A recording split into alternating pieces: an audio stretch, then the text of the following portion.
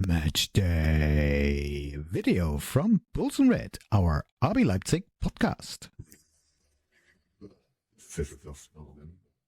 Well, we're traveling to the beautiful city of Glasgow, and nobody's trying to blow up any parliaments there. It's a place of delicious, hearty food. Don't forget the schnapps, whiskey. Helmut would approve. Saumagen. Be aware, the Scots like to deep fry candy bars. And who knows what else? Don't offer them a Red Bull. They got their own energy drink. Ooh, what a relief. They got beer, and pretty good ones. Some people dress up like that for tourists, especially for those Americans. It's great. I love the bagpipes. Very popular today. I'm saying that a number of parliamentary colleagues who have disabilities do find it quite difficult getting around certain parts of the state. Given that we're doing this refurbishment work, what can be done to make sure that those with a disability are able to move around more freely and the place is accessible?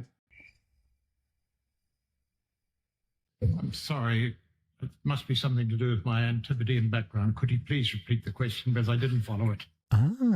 We apply the same technique in Leipzig. Einfach die Küche locker halten, es fließt dann raus. Football fans in Glasgow are divided. Our lads are facing the Scottish champions. Come on, you love my wee Scottish accent.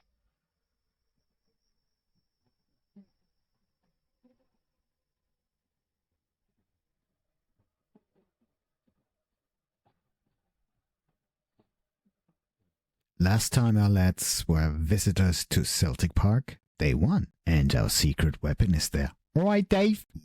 6-0 versus Aberdeen. Impressive. Es gibt nur ein Niklas Kühn. Wow, a former RB Leipzig player. Wer muss irgendeine Schnulli? Wow. Apparently RB Leipzig means trouble, but after Saturday's performance in Dortmund, they need a kick in the butt. They cannot slip up. Some say Marco needs to do a little bit more flexible in-game coaching. Okay, Marco. I'm never going to mention it again. Promise. Alright, lads. Let's do this.